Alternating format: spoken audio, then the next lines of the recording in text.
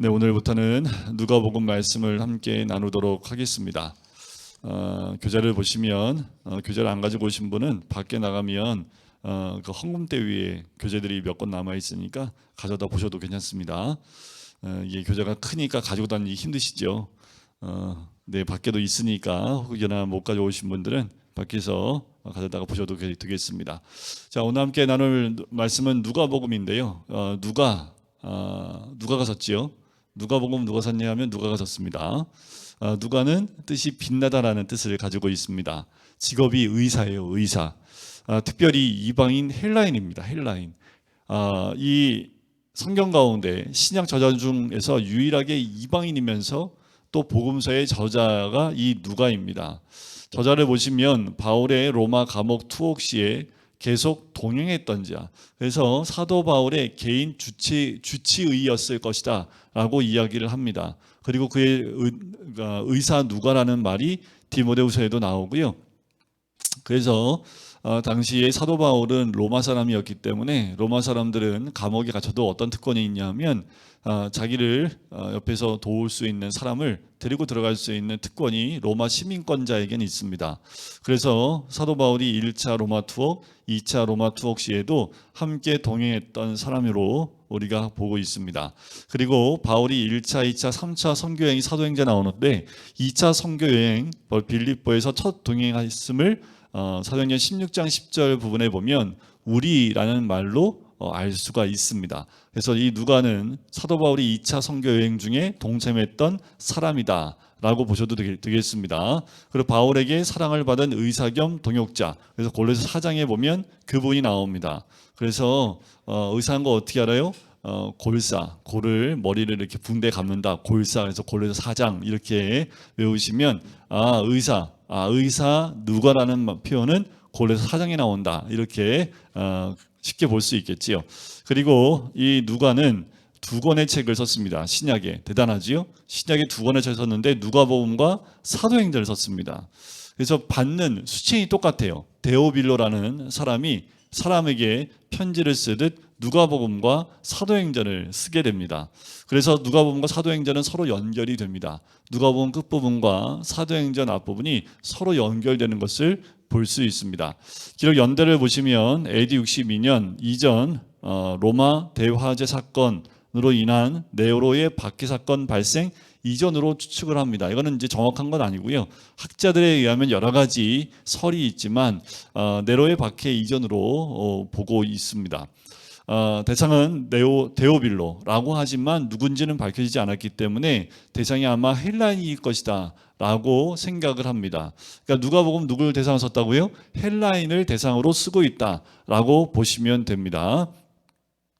또 이런 얘기가 있어요. 뭐냐면 당시에 이런 믿음의 글들, 편지들 검열해서 나오면 다 불태웠고 사람들이 돌려 읽었던 이런 복음적인 편지나 이야기들은 다 불태웠던 시절이었기 때문에 특별히 누가는 이 복음서를 기록하면서 남기기 위해서 특별히 데오빌로 각하라는 그 명칭을 써서 이 글이 남게 하려는 의도가 있었다라고 보는 학자들도 있습니다. 자, 주제를 보면 인자로 오신 예수 그리스도입니다. 좀 다르죠. 다른 복음서하고 좀 약간 다릅니다. 뭐냐 하면 마태복음은 왕으로 오신 그리스도의 모습을 말씀드리고 있다면 마가복음은 뭐였을까요? 종으로 오신 예수 그리스도. 근데 누가복음은요? 누가복음은 인자로 오신 예수 그리스도입니다. 자, 주제 장절을 보면 누가복음 19장에 보면 누구 얘기 나오냐면 삭개오 얘기가 나옵니다.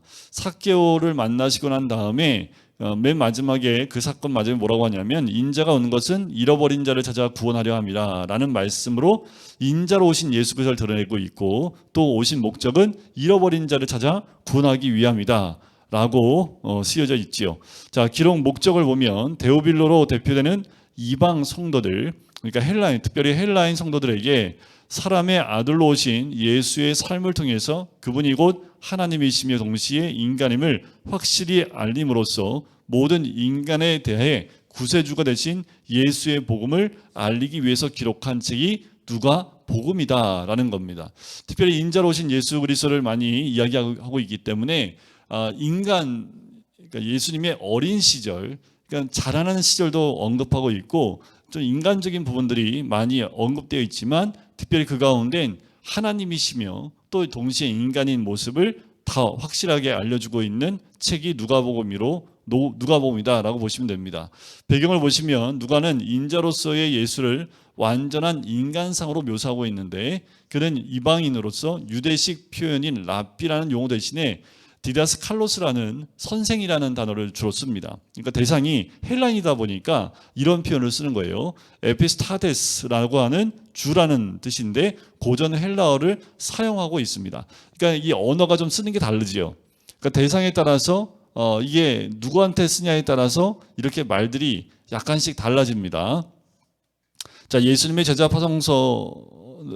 파송에서는 마태는 이방인과 사마리아 전도를 제한하는 듯한 표현을 사용하고 있는데 누가는 그런 표현이 없습니다. 전혀 없어요. 또한 당시에 멸시받던 사마리아인들을 예수님께서 칭찬하시며 높인 사실이 누가복음에 나옵니다. 자, 오직 누가복음에서만 기록되어 있다는 그 특징이 있고요. 마태와 마가와 달리 예수의 말씀 중에 아람어를 기록하지 않고 있습니다. 엘리엘리 라마 사박다니가 아람어입니다. 그런 아람어가 마태와 마가복음에는 좀 나오죠. 특히 마가복음에 많이 나옵니다. 아람어가. 그런데 이 누가에서는 그 아람어가 등장하지 않습니다. 특히 유대인들에게 흔히 나타나는 베타주의 사상이 드러나지 않습니다. 당연히 헬라 사람들이다 보니까 헬라인이 대상이다 보니까 이방인에 대한 어떤 이야기들 가운데 이런 유대적 사고를 가지고 쓰고 있지 않다라는 거예요. 특별히 저자가 이방인인 헬라인이기 때문에 그런 베타주의적인 사상이 많이 이게 아예 기록하지 않았다라고 보시면 돼요. 그래서 공고한 복음에 동일하게 기록되어 있는 내용인데 차이가 있습니다. 똑같은 사건인데 쓰는 각도를 다르게 썼다는 것을 이 복음서를 읽어가면서 확인해 볼 수가 있습니다. 자, 특징을 보시면 예수님의 인생을 강조합니다. 그리고 예수님의 생애를 비교적 연대기적 시간 순서대로 배치를 하고 있어요. 그러니까 누가가 1장에 보면 예수님에 대한 사료를 많이 접하게 됩니다. 그리고 어머니 마리아도 만나서 어떻게 예수님이 태어났는지까지 그 앞에 마태에도 기록하지 않았던 마리아만 기억하고 있었던 그것까지 싹 다 들어요. 그래서 많은 사료들을 모아서 그것을 시간 순서대로 연대기적으로 배열해서 가장 시간 순서에 맞게끔 사건들을 배열해 나가고 있습니다. 그것이 이제 누가복음의 특징 가운데 하나입니다. 자, 그리고 세 번째는 복음서 가운데 분량이 가장 많습니다. 장수가 가장 많은 복음서는 마태복음이죠. 누가복음은 24장으로 되어 있지만 내용 분량상으로는 가장 많습니다. 소외계층을 위한 복음서라고 돼요. 여인을 위한 복음서, 가난한 자를 위한 복음서, 그런 내용들이 많이 등장하고 있기 때문에 그런 별명을 갖고 있는 복음서가 누가복음입니다. 다음 페이지를 보면 또한 누가는 가난한 자를 위하여 부와 재물에 대해 비판적인 시각을 보여주기도 합니다. 자, 특별히 특별 주제를 강조하고 있는데 기도, 찬양, 여행, 성령, 회개라는 이 5가지 주제를 특별히 강조합니다. 자, 다른 복음서에는 기도하는 내용이 안 나와요. 다른 복음서에 나오지 당연히. 그런데 다른 복음서에 나오지 않은 기도하는 장면이 누가복음에 많이 나옵니다. 그게 다른 점입니다. 예를 들면 제자들을 선택하실 때 밤새도록 기도하셨다라는 표현은 누가복음밖에 나오지 않습니다. 그런 표현들, 그리고 세례 받을 때 예수님이 기도하고 계셨다라는 표현들도 특별히 기도하는 표현들을 많이 씁니다. 뭐 예수님이 하나님이신데 특별히 뭐 기도할 필요가 있어요? 그럼에도 불구하고 예수님이 기도하셨다라는 거예요. 하나님이심에도 불구하고 기도하셨다라는 거지요. 우리의 본을 보이신 예수 그리스도의 기도의 모습이 잘 기록되어 있습니다. 이게 성경을 보면서 기도했던 내용들을 함께 이제 한 장 한 장 보면서 찾아보게 됩니다. 성령의 복음서입니다. 다른 복음서에 비해서 성령이라는 표현을 많이 쓰고 있습니다. 성령에 충만하다, 성령이 함께 하셨다는 표현들, 이런 것이 16번이나 등장을 해요. 다른 복음서에 거의 성령에 대한 언급들이 많이 나오긴 나오지만 많이 언급되진 않지요. 그런데 누가복음엔 집중적으로 성령에 대한 그 내용들이 등장한다는 것이고요. 특별히 찬양이 많이 나옵니다. 뭐 엘리사벳의 찬양, 마리아의 찬양, 사가랴의 찬양, 천사 찬양, 뭐 시므온 찬양, 이게 거의 이제 앞부분에 몰려 있지요. 예수님의 탄생 기사와 연결되어져 있는 찬양들입니다. 그리고 공간복음의 구조인데 그게 뭐였냐면 두 가지로 제가 설명을 드렸어요. 뭐냐면 베드로의 신앙 고백을 중심으로 그 앞에는 예수님이 누군지, 그리고 그 후에는 예수님이 왜 왔는지, 요걸로 복음서가 공간복음이 기록되어 있다고 제가 말씀을 드렸죠. 그래서 어디든 공간복음은 베드로의 신앙 고백을 중심으로 그 앞부분에 이적이 많이 기록되어 있고, 뒷부분은 예수님이 이 땅에 오신 이유를 순환력을 통해서 반복적으로 설명하고 있다고 제가 말씀을 드렸죠. 근데 그 가운데 마가복음은 특별히 그 구조 자체가 갈릴리에서부터 예루살렘으로 올라가는 단편적인 모습으로 등장하고 있다고 말씀을 드렸습니다. 그게 또 마가복음의 특징 중에 하나예요. 근데 누가복음은 특이하게 여행으로 표현을 합니다. 그래서 9장부터 19장까지 이제 예루살렘으로 여행을 떠나신다라는 말씀을 하세요. 예수님의 예루살렘의 마지막 여행이 아주 상세히 기록되어 있고, 특별히 여행이라는 말을 언급하면서 9장부터 19장까지 예루살렘에 올라가는 과정들을 기록하고 있는 또 하나의 특징이 있다는 것을 누가복음은 우리에게 알려주고 있습니다. 여섯 번째는 세례 요한과 예수님의 유아 시기를 가장 풍부하게 기록하고 있습니다. 자, 누가복음은 누구에 대한 기록을 쓰고 있나요? 복음서니까 당연히 예수님이죠. 자, 마태복음도 예수님에 대해 쓰고 있고, 마가복음도 예수님에 대해 쓰고 있고, 누가복음도 예수님에 대해 쓰고 있고, 요한복음도 예수님에 대해 쓰고 있어요. 왜요? 복음서니까. 자, 그러면 복음서를 기록할 때 누구 내용부터 나와야 정상이에요? 그러면 예수님, 그죠? 마태복음도 시작하자마자 족보 얘기 나오고 예수님의 탄생이 바로 나오잖아요.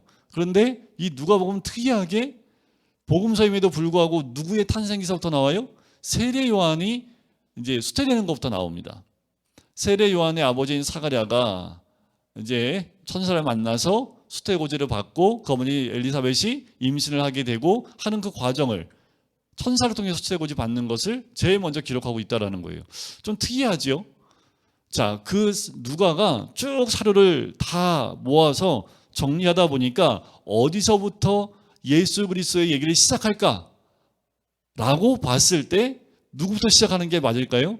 세례 요한부터 시작하는 게 맞다라고 결정을 한 거예요. 왜냐하면 자, 구약과 신약은 몇 년의 암흑기가 있어요? 400년의 암흑기가 있습니다. 마치 창세기와 출애굽기 사이에 대략 400년의 시간이 흐른 것처럼 구약과 신약의 사이에 400년의 암흑기가 흘러요. 자, 출애굽기와 창세기와 출애굽기 사이에는 하나님의 역사가 없었을까요? 있었겠죠. 근데 기록이 없지요. 그 말은 그렇게 뚜렷하게 말씀을 기록할 사건들이 없었다는 얘기지요. 자, 구약과 신약도 마찬가지입니다. 그런데 신약의 시작을 예수님이 마리아에게 수태되는 것부터 시작할 거냐, 아니면 세례 요한이 태어나는 것부터 시작할 거냐라는 거예요. 자, 복음서를 기록하고 있지만 신약의 시작점을 왜 세례 요한으로 기록하고 있을까? 특별히 아무런 하나님의 메시지나 이런 것들이 400년 동안 하나도 없었는데 누구로부터 시작을 해요? 세례 요한서부터 하나님의 메시지가 선포되기 시작합니다. 그래서 세례 요한부터 적기 시작한 거예요. 그 전까지는 말씀이 없었습니다. 그러니까 암흑시기라고 하는 것은 하나님의 메시지가 들리지 않았기 때문에 그래요. 그런데 언제부터요? 예수님의 오실 길을 예비해야 될 세례 요한이 탄생하는 그 기사부터 천사가 오기 시작을 하고 수태고지가 시작되어지고 하나님의 음성이 들리기 시작했기 때문에 누가는 이건 예수님에 대한 복음을 써야 되지만 신약의 시작을, 복음서의 시작을 세례 요한의 탄생 기사부터 써야겠다라고 결정을 한 거예요. 그래서 누가복음 1장이 가장 깁니다. 여러분들 성경에서 신구약 다 통틀어서 가장 긴 건 시편 말씀에 119편이 있죠. 어마어마하게 기잖아요. 절이. 그 한 장 읽으려면 진짜 하루 종일 읽어야 될 거가 좀 굉장히 길지요. 자, 근데 신약에서 가장 긴 장은 누가복음 1장입니다. 그러니까 세례 요한이 시작부터 시작해서 예수님의 탄생 기사를 탄생에 대한 그 기사부터 이 세례 요한이 딱 태어나서 사가랴의 찬양까지가 1장에 나오는 내용입니다. 자, 그래서 세례 요한과 예수님의 유아 시기가 가장 풍부하게 기록되어 있다는 것, 그리고 사건이 마가복음과 아주 비슷합니다. 그래서 마가복음의 거의 반이 누가복음에 반복해서 기록되어 있고 거의 똑같이 기록되어져 있기 때문에 마가복음과 거의 똑같다라고 이야기하기도 합니다. 자, 특별히 누가는 의사이기 때문에 쓰다 보면 무슨 말이 가장 많이 나올까요? 목사들이 주로 모여서 하면 무슨 말이 많이 나와요?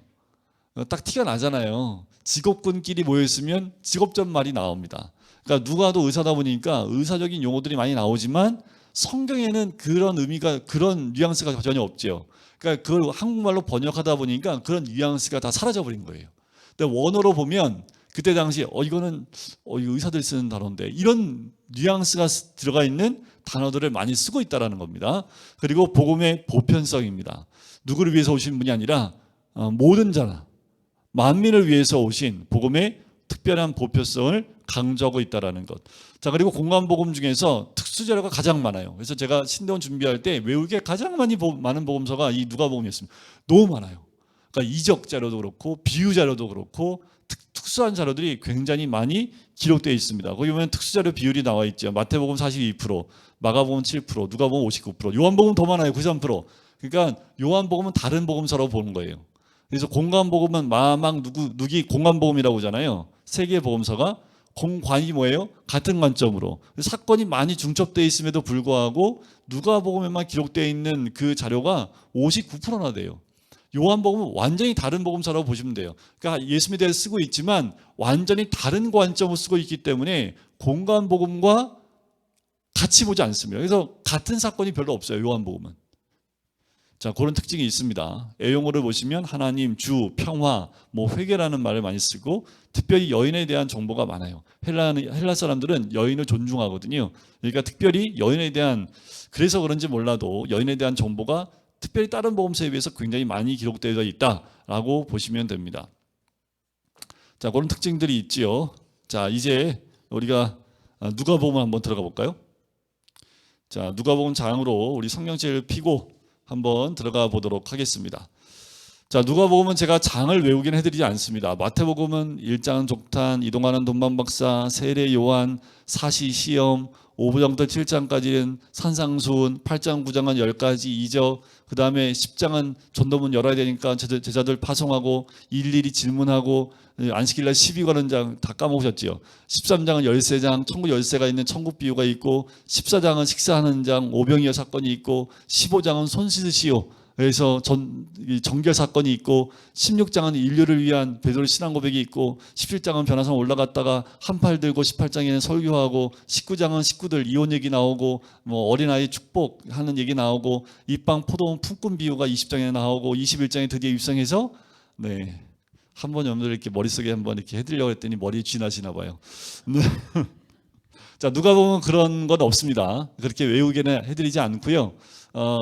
이 장마다의 그리고 사건마다의 그 의미만 좀 보고 가도록 할게요. 자, 누가복음 1장 1절부터 4절까지는 서론 부분입니다. 서론 부분은 되게 중요한 이유가 뭐냐면 이 책의 전체의 방향성을 정해주는 거죠. 제가 이렇게 씁니다. 보통 저자들이 글을 쓰고 서론에 쓰면 서론 부분에 이 책을 쓰게 된 동기나 왜 쓰는지, 목적, 그리고 어떻게 쓰는지에 대한 방향성을 간략하게 제시한 게 서문이지요. 지금 1장 1절부터 4절까지가 그 역할을 합니다. 그래서 우리 중에 이루어진 사실에 대하여, 무슨 사실에 대해서요? 이루어진 사실입니다. 그러니까 이미 예수 그리스도가 십자가에 죽으시고 모든 부활과 승천의 모든 것이 다 이루어진 그 사실에 대하여라는 거예요. 이 이루어진이라는 그 말 안에는 말씀대로 이루어진이라는 의미도 있습니다. 말씀대로 된 그 사실, 구약의 말씀대로 된 그 사실에 대하여 2절 처음부터 목격자와 말씀에 일꾼된 자들이 전하여준 그대로 내력을 저술하고 부르던 사람이 많아요. 그러니까 많은 사람들이 이 얘기를 쓰고 있다라는 거죠. 제가 말씀을 드렸잖아요. 복음서, 사복음서만 있는 거 아닙니다. 베드로 복음서, 도마 복음서, 안드레는 안드레 복음서, 야고는 일찍 죽었으니까 없겠지만 그 사도들, 속사도들이 있지요. 이 밑으로 내려갈수록 어떻게 해요? 사도들이 가고 난 다음에 그 밑에 있는 속사도들이 스승으로부터 많은 얘기를 들었으니 또 그걸 또 기록에 남겼겠지요. 마가처럼. 그러니까 많은 복음서들, 많은 글들이 기록되어 있었다라고 지금 2절에 얘기하고 있는 거예요. 그래서 자기도 붓을 들었다라는 거지요. 3절에 그 모든 일을 근원부터 자세히 미루어, 그러니까 기록의 원칙을 쓰는 거예요. 근원부터 쓴다라는 겁니다. 자, 처음부터 쓰겠다라는 거예요. 지금 이루어진 사실들에 대해서 목격자도 많고 또 말씀에 일꾼된 자들이 많아서 전화해 준 것도 사람들이 많이 취합해서 막 섞겠죠. 그렇죠? 이게 뭐냐면 전문적으로 글을 쓰는 사람과 그렇지 않고 전문적으로 글을 쓰지 않고 그냥 일반인 쓰는 글과는 굉장히 차이가 있습니다. 뭐 그냥 글 쓰는 사람들은 막 생각 나름대로 막 썼겠지요. 그런데 어떤 예수에 대한 글을 쓰려면 그 흐름이나 역사나 또 시간의 흐름에 따라 이걸 배열하지 않으면 이게 지금 돌아가시기 전에 쓴 한 얘기인지 아니면 막 사역 시간을 하신 얘기인지 이게 뒤죽박죽이 되는 거죠. 자, 그 가운데 그래서 이 누가는 근원부터 쓰겠다라는 거예요. 예수님이 태어나기 전 그 근원부터 쓸 텐데 어떻게 해요? 자세히 쓰겠다라는 거예요. 그래서 내용이 많겠지요. 미루어 살핀 나도 데오빌로 가카에게, 자, 이 글에 읽어야 될 그 대상자가 나오지요. 데오빌로 가카에게 차례대로 써보낸다. 그 차례대로 써본다는 건 뭐예요? 순서대로 쓰겠다라는 것이죠. 좋은 줄 알았노니 사절이 참 중요합니다. 이는 각하가 알고 있는 바를 더 확실하게 하려 함이로다. 이게 기록 목적입니다. 누가복음을 기록한 이유는 누가복음을 읽고 있으면 우리가 알고 있는 예수에 대해서 더 확실하게 하게 되는 말씀이 누가복음입니다. 그러니까 누가복음 이후에 누가가 쓴 이 복음서 이후에 이 복음서를 읽는 모든 자들에게 이 누가가 바라는 건 뭐냐면 우리가 단편적으로 부분적으로 알고 있었던 그런 것들을 이제는 더 확실하게 믿음 안에 알게 하기 위해서 이 누가복음을 기록했다라고 기록 목적을 적고 있습니다. 그러면서 바로 시작하는 사건이 세례 요한의 출생 예고입니다. 참 재미있습니다. 저만요. 자, 5절에 보면 유대왕 헤롯 때에 아비야 반열에 제사장 한 사람이 있었습니다. 자, 이 반열은 다윗 시대부터 반열을 나눴습니다. 제사장 뭐 찬양대 반열 나누고 그 반열을 나누는데 그 가운데 제사장에 한 사람이 있었는데 이름이 사가랴입니다. 구약의 스가랴 아시죠? 스가랴하고 같은 이름입니다. 뜻이 뭐냐면 여호와께서 기억하신다라는 뜻을 갖고 있는 이름입니다. 사가랴. 또 그의 아내는 누구예요? 아론의 자손입니다. 그러면 사가랴는 아론 자손 아니에요? 아론 자손 아닐 수 있죠. 아론은 대제사장이니까. 그런데 사가랴는 제사장 중에 한 사람이니까 아마도 레위 지파 가운데 흘러왔던 아마도 그 후손 가운데 한 명일 텐데 그 아내는 아론의 자손이에요. 이름이 엘리사벳인데 하나님이 맹세하신다라는 뜻을 갖고 있는 여인입니다. 근데 이 두 사람 사가랴와 엘리사벳에 대한 평가가 6절에 나와요. 이 두 사람이 하나님 앞에 의인입니다. 주의 모든 계명과 규례대로 흠이 없이 행하는 사람. 이게 성경적인 평가지요. 그때 이 평가는요, 누구나 이 두 사람을 보면 그렇게 평가하는 사람이에요. 그러니까 누가가 이 두 사람에 대한 평가를 이 사람이 내린 게 아니라 쭉 자료를 정리하면서 주변에 있는 사람들은 다 얘기 들었겠지요. 이분에 대해서 어떻게 생각하십니까? 하나님 앞에 의인이에요. 어떻게 그렇게 사는지 모르겠어요. 처음 법 없이도 살 사람, 이런 평가 있잖아요. 그런 평가를 내리는 모든 계명과 그래도 흠이 없이 행하는 두 사람. 얼마나 복이 넘치겠어요, 이분을 통해서. 그런데 7절을 보면 얘기가 없어요. 그러니까 이게 성경에서 나오는 하나의 기록 기법입니다. 기법. 뭐냐 하면 복된 사람인데 뒤에 바로 나오는 건 뭐예요? 우리가 생각하는 복이 없어요. 지금 굉장히 의인이고 흠이 없는 사람인데 바로 엘리사벳이 잉태할 수 없습니다. 자식이 없어요. 두 사람의 나이가 많아요. 더군다나 나이도 많아요. 그 말은 뭐예요? 소망이 있어요, 없어요? 자, 이때 당시에도 마찬가지로 제사장 집안인데 아들이 없으면 어떻게 해요? 대가 끊기지요. 대가 끊겨요. 그럼 이 가정은 하나님의 복을 누리는 가정으로 얘기를 할까요? 복이 없는 가정으로 얘기할까요? 그냥 상상하시는 대로 복이 없는 거예요. 아니, 복을 받았으면 제사장 가문에 아들이 없으면 제사장 가문이 끊기는데 이게 말이 안 되잖아요. 그런데 바로 7절에 엘리사벳이 아내가 잉태도 못하고 자식이 없는데 나이도 많다라는 거죠. 그러니까 모든 소망이 끊겨 있는 상태다라고 이야기하는 겁니다. 근데 또 놀라운 건 뭐냐면 사가랴가 반열의 차례대로 하나님 앞에서 제사장 직분을 행하는데, 자, 근데 제사장의 전례를 따라서 제비를 뽑아 주의 성전에 들어가 분향하고, 이게 굉장히 간단하게 나오는데요. 이게 간단한 게 아닙니다. 설명해 드릴게요. 당시에 제사장이 약 2만 명 있습니다. 2만 명 제사장 가운데 각 반열마다 몇 명씩이냐 900명씩이 있어요. 자, 각 반열마다 자기들 반열이 돌아올 때가 있습니다. 그때가 돼야지 그 반열 아래 900명 가운데 제비 뽑아서 그 가운데 한 명이 들어가는 거예요. 그러니까 내가 살아있는 동안에 내 반열이 와서 내 반열에서 900명이 이렇게 제비 뽑아서 내가 뽑힐 확률입니다. 이게 확률이 어마어마하게 없는 거예요. 근데 지금 성경에서 그냥 쭉 읽어보니까 그냥 뭐 이게 제비 뽑았는데 뽑혔네. 그래서 분향하러 들어갔구나. 이건 뭐예요? 혼자 들어갔다는 겁니다. 혼자. 누구나 들어갈 수 있는 게 아니라 뭐 새벽에도 말씀을 드렸지만 휘장이 찢어져서 누구나 들어갈 수 있지만 이 당시에는 분향하러 들어갈 때는요. 다 깨끗하게 하고 한 사람만 들어가지 그 분향하는데 뭐 20, 30명 들어가서 분향하는 거 아니에요. 성전에 들어가서 한 명만 들어갑니다. 그러니까 그 한 명이 누가 들어가냐? 그 당시에 제사장만 2만 명인데 각 반열마다 900명인데 그 가운데 한 명만 들어가요. 그러니까 자기 평생에 한 번 제사장으로서 그 일을 감당할 수 있는 기회가 한 번도 주어지지 않습니다. 그런데 이 사가랴는 뽑힌 거예요. 그러니까 가문의 어마어마한 영광이고 지금 막 어마어마한 거예요. 그런데 뭐는 없어요? 자녀는 없어요. 소망은 없는데 뽑혔어요. 그래서 어떻게 해요? 네, 안으로 들어갔지요. 그럼 사람들은 밖에서 뭐 하고 있냐면 분향하는 동안에 밖에 사람들은 기도하고 있습니다. 모든 유대인들, 특별히 제사장들이 다 모여서 성전 주변에서 막 기도하고 있는 거예요. 그리고 이 사가랴가 안으로 쑥 들어갑니다. 근데 거기서 누굴 만나요? 11절에 보니까 주의 사자. 그 주의 사자가 누굴까요? 19절에 보니까 가브리엘. 가브리엘은 특별히 천사장 가운데 한 명인데 이 가브리엘이 하는 역할이 뭘까요?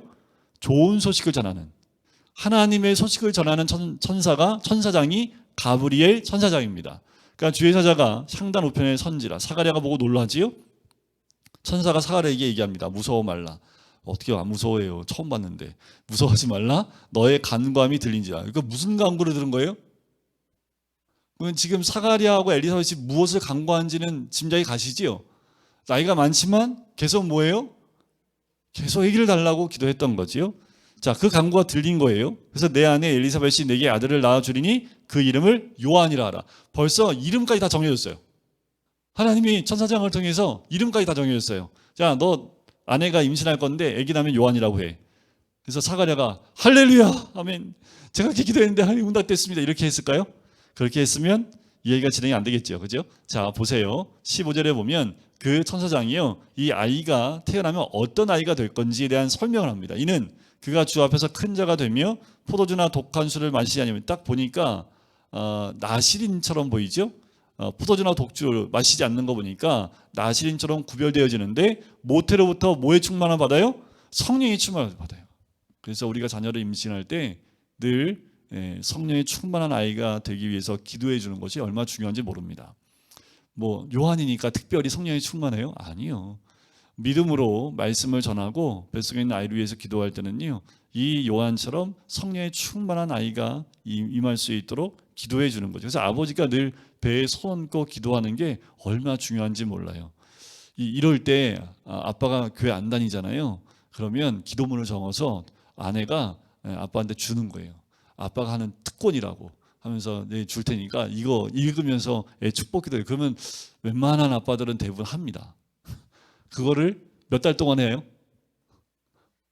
애 태어날 때까지 하다 보면 하나님 인도하심이 있겠지요. 성령의 충만함을 입게 됩니다. 그리고 17절에 보면 그가 또 엘리야의 심령과 능력으로 주 앞에 먼저 온다고 하지요. 이게 말라기 4장 6절 말씀이 이루어진 겁니다. 거기에 보면 엘리야의 심령으로 오는 사람이 있을 것이라는 그 예언의 말씀이 있거든요. 자, 그런데 18절에 보니까 사가랴가 어떻게 했을까요? 믿음으로 고백한 것이 아니라 내가 이것을 어떻게 알리요? 내가 늙고 아내도 나이가 많으니이다. 아멘 하면 그냥 넘어갈 일을 이 사가랴, 그 의인이죠. 의인이고 흠이 없이 행하는 사람인데 무엇에는 흠이 있어요? 믿음에는 참 흠이 있네요. 그죠? 천사가 얘기했으면 아멘 하면 되지. 천사가 얘기하는데 저 나이 많은데요? 이 말을 왜 하냐고요. 그냥 너 애기 생길 거면 할렐루야 아멘 하면 되는데 굳이 거기다 대고 나도 나이 많고 아내도 나이가 많은데요? 이런 얘기 왜 하냐고요. 이거는 뭐냐면요, 믿음으로 대하지 않고 뭐예요? 상식적으로 대하는 겁니다. 주님의 일은요, 우리 사회적 상식 가지고 대하게 되면 주의 일이 안 됩니다. 믿음의 일은 내가 알고 있는 상식이나 세상적인 지식 가지고 판단을 하게 되면 주의 일은 될 게 하나도 없습니다. 어떻게 그게 가능해? 안 되지 하고 딱 끊어요. 그러면 안 일어나지요.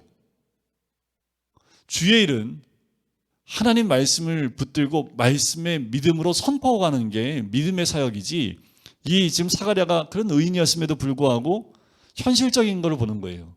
그러니까 천사가 얘기하는데도 내가 나이가 많은데요? 라고 얘기하는 거죠. 그냥 가브리엘이 뭐예요?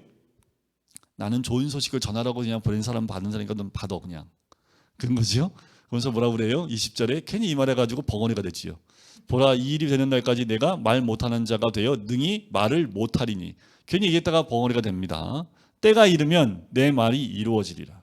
때가 되면 내가 말한 것이 내게 이루어지겠다라고 천사가 이야기합니다.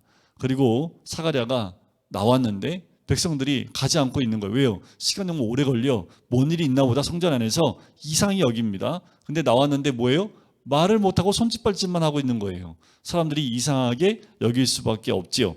그냥 말 못한 대로 그냥 있게 됩니다. 그 징후의 날이 다 돼서 집으로 돌아가지요. 이후에 24절에 아내가 잉태하여 5달 동안 숨어 있으며 이릅니다. 뭐라고요? 25절에 주께서 나를 돌보시는 날에 사람들 앞에서 내 부끄러움을 없게 하시려고 이렇게 행하심이라 하더라.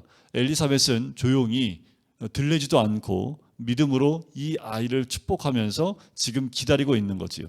26절 여섯째 딸은 무슨 여섯째 딸? 이 세례 요한이 수태되고 난 다음에 6개월째 된 날, 그때 천사가 누굴 찾아가요? 가브리엘이 마리아를 찾아가며, 그래서 세례 요한과 예수님이 6개월 차이라고 얘기하는 거예요. 이것 때문에 6달째에 천사 가브리엘이 나사렛 동네에 갑니다. 거기에 다윗의 자손 요셉이라는 사람과 약혼한 처녀에게 이르는데 그 처녀의 이름이 마리아. 그래서 28절에 들어가서 은혜를 받은 자여 평안할지어다 하면서 주께서 너와 함께 하시도다 하면서 내게 한 아기가 태어날 텐데, 30절 내가 하나님께 은혜를 입었느니라 하면서 31절 네가 잉태의 아들을 낳으리니 이름을 예수라 하라 하고 쭉 얘기를 합니다. 32절 33절 구약에 있는 말씀이 이 말씀들이 다 이분에 대한 말씀이다 라고 언급을 해주지요. 근데 이 마리아가 얘기해요. 34절에 나는 남자를 알지 못하니 어찌 이런 일이 있으리이까. 그랬더니 하나님의 능력이 너를 덮으리라. 이게 이제 영광의 구름 쉐키나, 그 영광, 그 능력이 너에게 덮으시리라. 35절에 이러므로 나실 바 거룩한 이는 하나님의 아들이라 일컬어지리라 했더니 36절에 보라 엘리사벳도 늙어서 아들을 배었느니라. 그러니까 아직도 엘리사벳은 임신했다는 얘기를 아직 알리지 않은 거예요, 사람들한테. 그러니까 마리아도 모르고 있는 상태겠죠. 그런데 엘리사벳도 늙어서 아들을 배웠느니라. 본래 임신하지 못한다고 알려진 이가 이미 6달이 되었느니라 라고 얘기를 해요. 37절 되죠. 하나님의 모든 말씀은 능하지 못하심이 없느니라. 천사가 얘기하지요. 하나님 말씀엔 능하심이 없는 것이 없다. 그랬더니 마리아가 어떻게 해요? 이렇게 믿음으로 고백합니다. 38절 주의 여종이오니 말씀대로 내게 이루어지이다 하매 천사가 떠나가니라. 사가랴는 제사장이었지만 믿지 않았지요. 하지만 마리아는 뭐예요? 말씀대로 내게 이루어지리다 라고 믿음의 고백을 합니다. 자, 이 믿음의 고백은요 어떤 고백인지 아세요? 그냥 너무 멋있어, 야 너무 멋있어 뭐 이게 아니라요, 이때 이 마리아는 자기 안에 생명이 태동된다는 것을 그냥 믿음 말씀대로 됩니다 라고 고백을 했지만, 이 이후의 사건은요, 처녀가 잉태했는데, 그러면 우리들 일반적인 사고는 뭐예요? 부정한 거지요. 100% 돌에 맞아 죽습니다, 알려지게 되면. 그리고 약혼한 그 요셉에게 알려지게 되면 파혼이 됩니다, 자연스럽게.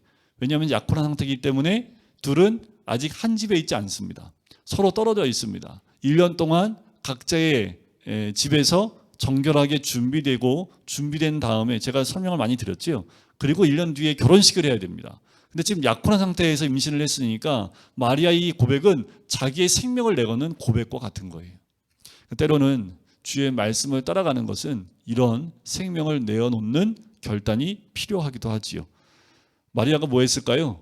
임신했습니다. 지금 임신을 하자마자 마리아가 빨리 산골로 가서, 여기서 산골이라는 말은요 헤브론 남쪽 유다 지역을 의미합니다. 지금 마리아가 있는 것은 나사렛 동네잖아요. 갈릴리 지역입니다. 북쪽입니다. 그런데 지금 이 엘리사벳이 있는 그 동네는요 150km 정도 산골을 따라 내려와야지만 도착할 수 있는 거리입니다. 근데 마리아가 그 길로 와요. 왜요? 확인하기 위해서 옵니다. 자기에게 들려진 사가랴 집에 엘리사벳이 잉태했다라는 그것을 확인하기 위해서 가요. 엘리사벳이 마리아가 물안함을 딱 들으니까 그와 동시에 아이가 41절에 보면 복중에서 뛰놀아요. 엘리사벳이 성령의 충만함을 받아서, 성령의 충만함이 많이 나오죠. 성령의 충만함을 받아서 큰 소리로 얘기합니다. 여자 중에 내가 복이 있으며 내 태중의 아이도 복이 있도다. 내 주의 어머니가 내게 나오나니 하면서 엘리사벳이 알아요. 성령의 충만함을 통해서 마리아의 수태된 그 아이가 어떤 아기인지 고백을 합니다. 45절, 주께서 하신 말씀이 반드시 이루어지리라고 믿은 그 여자에게 복이 있도다. 마리아가 한 말도 안 했는데 요사밭이 이 엘리사벳이 이런 고백을 합니다. 이 찬양을 듣고 나서 바로 마리아가 응답하는 찬가를 하는데 46절부터 55절까지입니다. 이 기도는, 이 찬가는 한나의 기도와 굉장히 유사합니다. 사무엘상 2장 1절부터 10절까지 한나의 기도가 나오지요. 그 내용과 굉장히 많이 흡사합니다. 특별히 55절에 보면 우리 조상에게 말씀하신 것과 같이 아브라함과 그 자손에게 영원히 하시리로다.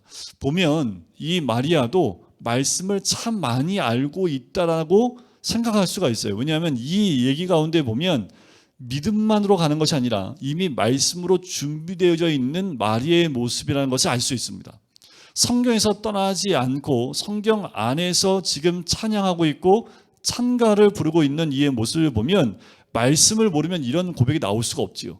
그러니까 말씀 가운데 이미 있었음을 알 수 있고, 그리고 아브라함과 그 자손에게 영원히 하시리로다는 것을 보면 아브라함이 주신 그 언약의 말씀들을 기억하고 있다는 것을 짐작해 볼 수 있습니다. 자, 그리고 몇 달 동안 함께 있었을까요? 56절, 석 달쯤 함께 있습니다. 그러면은 지금 엘리사벳은 아기 임신하고 몇 달 된 거예요? 9개월이면 9개월. 이제 만삭이 만삭. 그래서 엘리사벳이 아기를 낳습니다. 57절에. 딱 이게 시간 순서대로 잘 적어놓고 있지요. 네, 해산할 기한이 차서 아들을 낳지요. 그래서 이웃들이 와요. 먼저 난리가 났지요. 늙어서 아기도 못 낳을 것 같았는데 이제 하나님 은혜로 아기를 낳았으니 얼마나 난리나요. 그래서 이제 제일 중요한 게 뭐냐면 8일째 59절에 8일이 되면 아이를 할례하러 와서 이때 아기의 이름을 짓습니다. 보통은 유대 전통은 뭐냐면 가계 족보에 올라가 있는 그 조상의 이름 가운데 하나를 택합니다. 그런데 보니까 이들은 아버지의 이름을 따라서 사가랴 2세라고 지으려고 했어요. 그랬더니 엘리사벳이 아니라 그의 이름은 요한이라. 야, 너희들 조상의 이름 가운데 요한이라는 이름이 어디 있냐?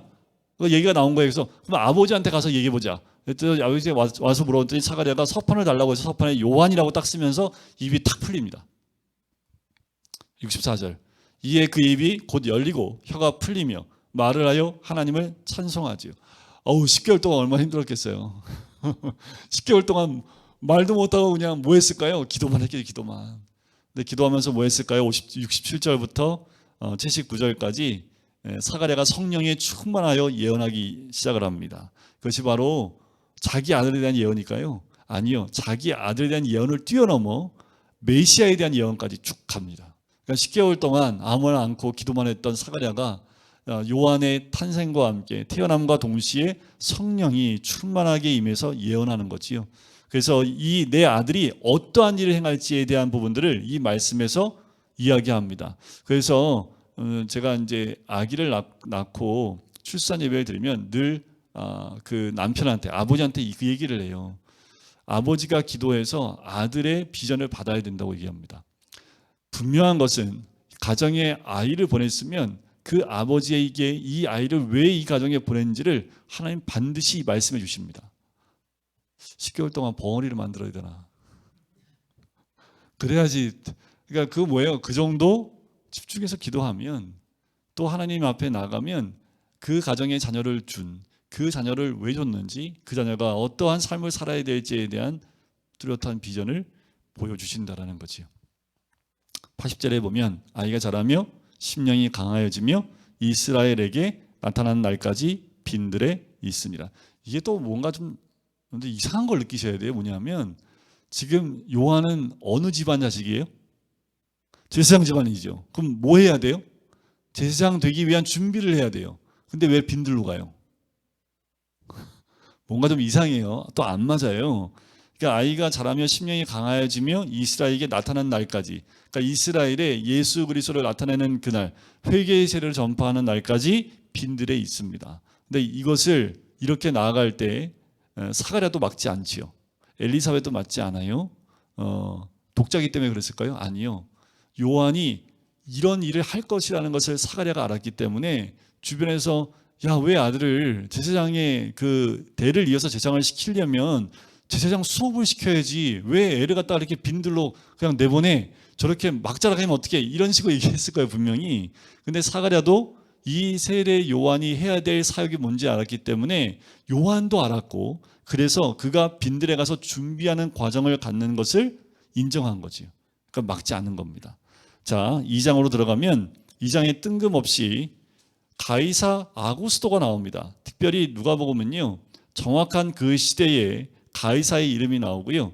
그때 총독의 이름들을 정확하게 기록함을 통해서 역사적으로 그 인물이 있을 때 이 사건이 있었음을 암시적으로 더 정확하게 역사적으로 그 근거를 제시합니다. 자, 2장 1절에 보면 이제 예수님이 태어나셔야 되는데 그 태어나실 때 어떤 사건이 있냐면 그때에 가이사 아구스토가 영을 내려 천하로 호적하게 합니다. 자, 호적을 하는 이유가 뭘까요? 당시에 호적하는 이유는 딱 두 가지입니다. 징병과 세금입니다. 그러니까 우리도 이렇게 저거 뭐죠? 주민증 나오잖아요. 민증. 민증이 안 나오면은 군대 안 갑니다. 그 과거에는요, 그 시골에 있는 분들이 민증이 없어갖고, 그래서 군대 안 가신 분들이 있대요. 제 군대에 있을 때, 보통은 군대 면제는 뭐가 면제냐면 중졸까지인가? 아마 고졸을 돼야지 군대 가지. 과거에는 중졸까지도 갔습니다. 너무 이제 뭐 고등학교도 뭐 의무교육이 아니었기 때문에. 근데 지금은 중졸로 끝나면 안 됩니다. 고졸은 돼야 되는데 제가 군대 갔을 때 제가 이등병 때 병장이 있었는데 정말 시골 깡천에서 오신 분인데 완전히 농사꾼이세요. 근데 초등학교밖에 안 나왔어요. 그거 이상한 거예요. 다들 병장들끼리 모여서 쟤는 왜 왔냐 여기 했는데, 그러니까 그 시골에 행정일을 보는 그 사람이 잘못한 거예요. 면제돼야 될 사람을 그냥 군대 보내버린 거예요. 그러니까 이분도 배움이 초등학교밖에 안 나왔으니까 그냥 이렇게 군대 가라고 영장 나오니까 그냥 군대 온 거예요. 그걸 알았으면 나 초등학교 안 나와서 면제인데라고 했으면 면제가 됐을 텐데 나오니까 온 거고 이 사람은 그냥 성향적으로 그냥 처리를 해버린 거예요.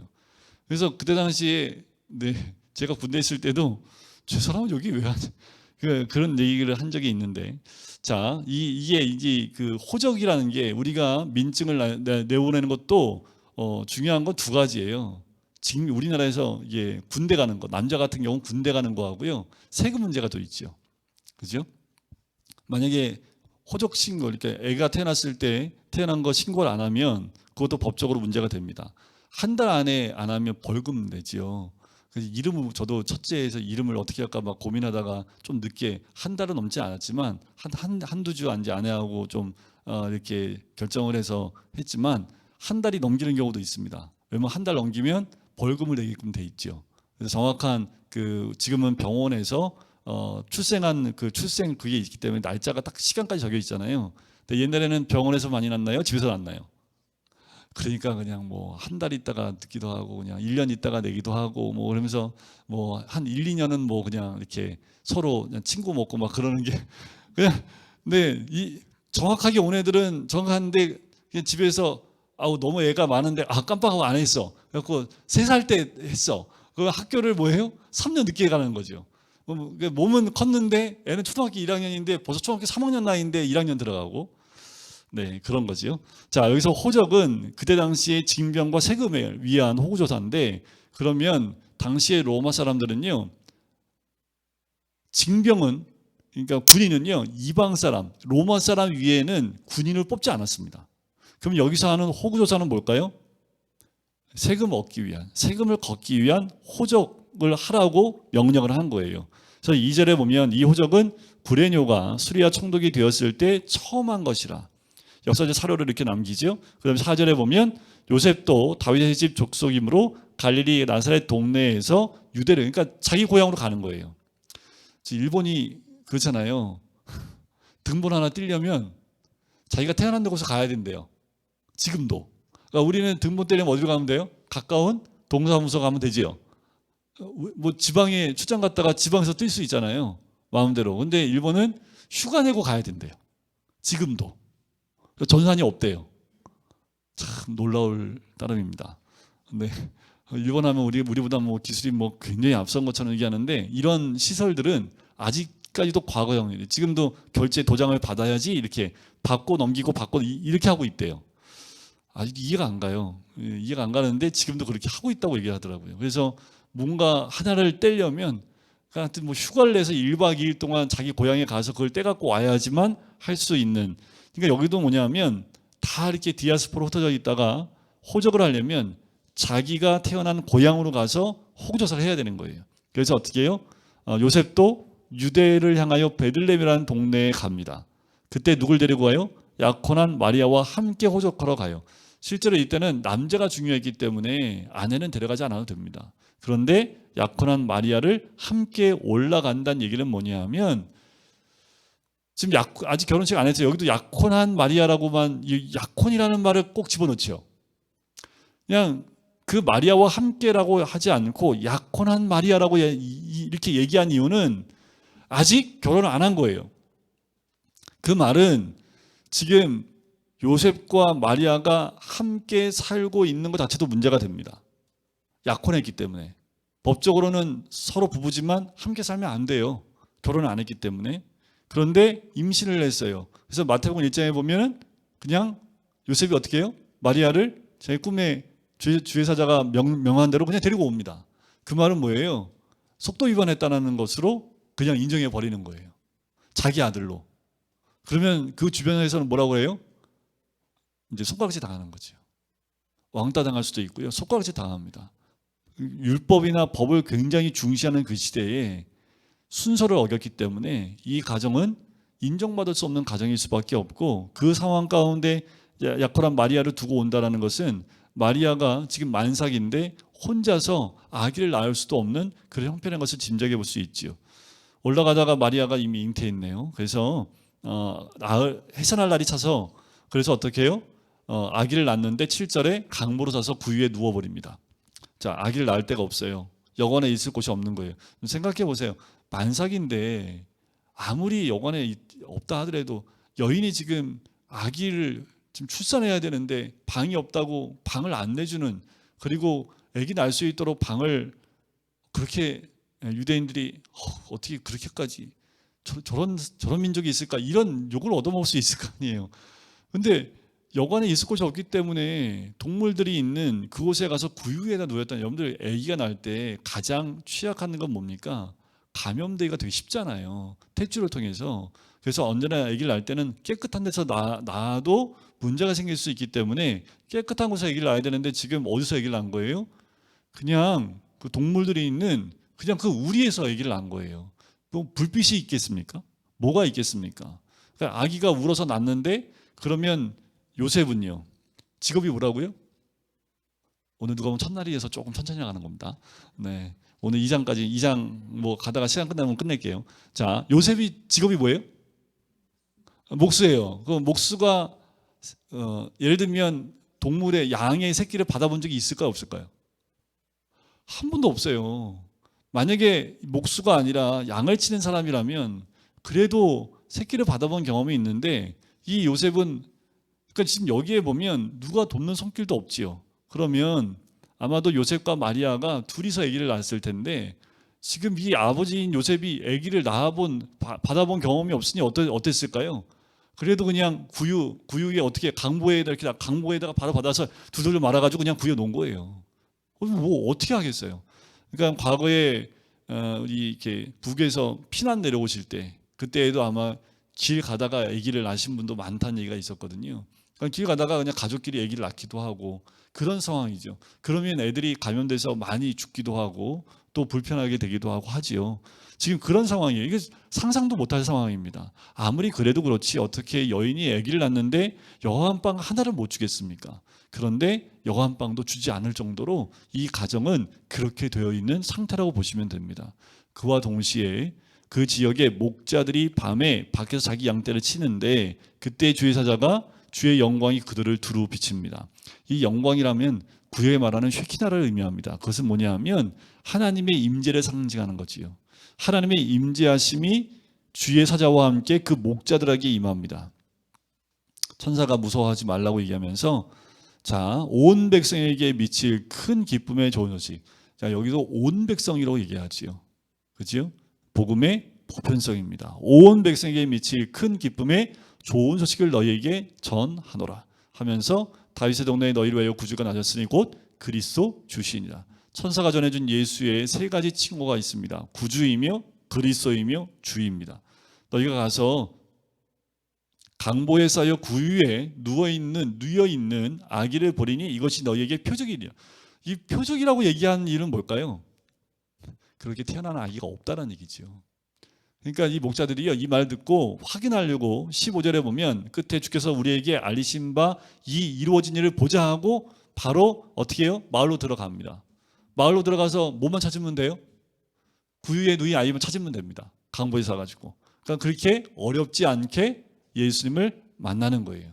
자, 그러니까 근데 성탄절만 되면 동방박사하고 목자들을 한 곳에 모이게 하면 안 된다라는 거지요. 동방박사는 집에서 만났고 목자들은 구유에 누인 아이를 봤기 때문에 주로 성탄절에 우리가 구유에 누인 아기를 이렇게 형상화했다면 거기에 누구만 들어가야 돼요? 목자들만 들어가는 게 답입니다. 그래서 목자들이 그것을 확인해요. 그 주의 천사들이 주의 사자가 말한 대로 구유에 누인 아기를 찾아서 16절에 보니까 빨리 가서 마리아와 요셉과 그의 누인 아이를 찾아서 보고 천사가 자기들에게 이 아기에 대해서 말하는 것을 전합니다. 그리고 듣는 자가 다 목자들이 그들에게 전한 것을 놀랍게 여기지요. 이 모든 말을 마음에 새기어 생각하니라. 마리아는 늘 이것을 그러니까 이 얘기를 누구한테 다 얘기할 수 있는 거예요. 지금 계속해서 마리아는 예수님에게 일어난 모든 것들을 마음에 새기어 생각했다는 표현들이 많이 등장합니다. 놀랍게 여겼다든가 이런 일들을 계속 반복해서 얘기하지요.